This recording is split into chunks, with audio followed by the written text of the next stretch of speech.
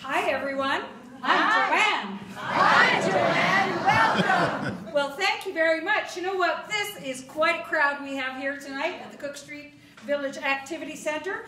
And I can only chalk it up to one thing, the beautiful weather that they have here in Victoria. No snow, no ice, no blizzard. You know, if we were in Winnipeg, where I'm from, the only way we'd get a crowd this large if it was a free seminar on warm weather vacations at a deep discount. But I do love Winnipeg, and you probably have heard from time to time that dear town referred to as Winterpeg. Well, let me just let you in on a little secret. That is only for the months of September and October. From November to March, it's Freezerpeg. And you know what? It has been pretty cold there these last few days, so I'm really glad that I have this lovely warm sweater. Now, I know you're probably thinking, oh, isn't she fashionable? She has got the best ugly Christmas sweater ever. But before you say that out loud, I just want to mention that this sweater was a Christmas gift from my sister who's sitting in the front row. Love my sweater, sister. Now, I really enjoyed living in Winnipeg. That first chance I had in 2011, I retired and I took off to Africa. I was there for a few years. That's how long it took me to thaw out. But I'm now back here in beautiful Victoria, and I have found that there is one thing about Victoria that is almost a carbon copy of Winnipeg. There's no single guys here either.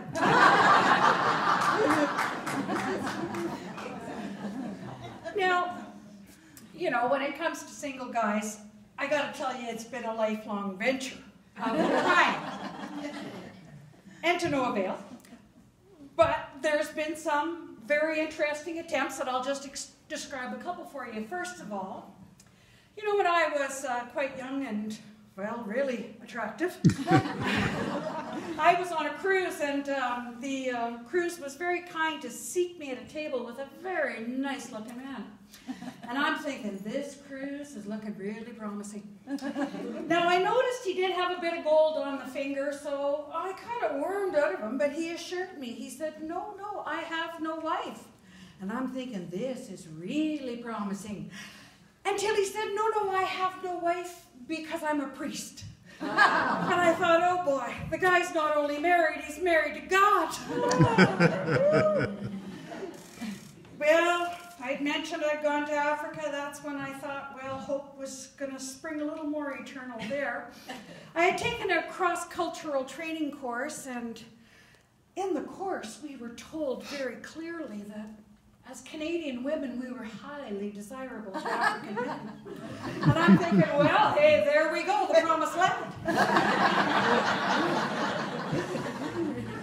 And so you can imagine how quickly I wanted to get myself to Africa. And the moment I stepped off the boat, so to speak, I was on a hospital ship.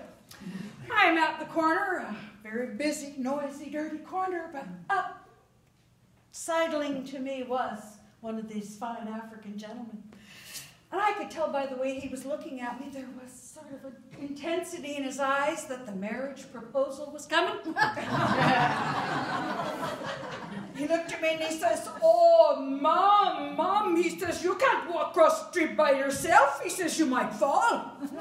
Well, here I am thinking that he's going to be my groom. He's thinking I'm the mother of the bride.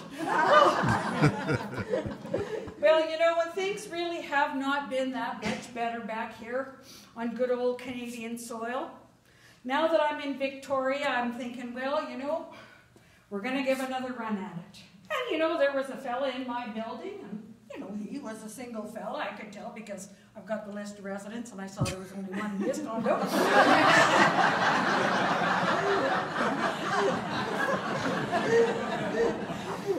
And so I said to the fella, you know, very casual like there down by the Strata mailbox, well, hi, Greg, I'm new here to Victoria, and really love to go to a movie sometime. He just looked like, you know, something like maybe something in his stomach or something weird. He couldn't really respond too well, and he just sort of gargled out, no. And then I realized what Greg was hoping to say is, oh, I'm sorry, I can't go out with you, I gotta wash my hair. But then he realized he didn't have any. Sort of my great big hope that I had was a fellow who I knew, he was an engineer, and that's always a good profession because they don't do much besides think and do plans, and they can sometimes be motivated. And this fellow was especially promising because he was up in the north, and he'd been up in the north for 6 months. So I'm thinking, oh boy, he's coming into town and he's going to call me. And I know what he's going to want. The phone rings, I answer it. Hello. Hi, Joanne, I'm coming into town. How would you like to go for a cup of tea? I said, oh great, the guy thinks I'm his grandmother. Well, I've got one final thing that I tried.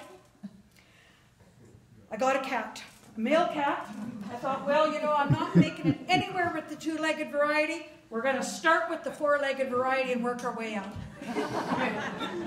Well, that cat, I tell you, what an experience. The thing was always meow, meow, meow for his dinner, would never let off. Always hungry, always hungry. The thing was, leaving fur balls and all over the place. And I'm always, trying to scrape up all this fur he's dropping. And I'm telling you, all those cat toys, well, he was demanding them all the time. Well, he got them, but then he'd just drop them and expect me to pick up after him.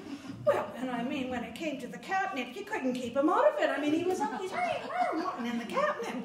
And then, of course, the last thing, which was just like the deal breaker for me, is I'm trying to enjoy watching a bit of TV. Well, he just plunks down right in front of me. And I don't know if you know about these sleeping cats, but he's snorting and howling and farting and everything. And I'm thinking, this is terrible.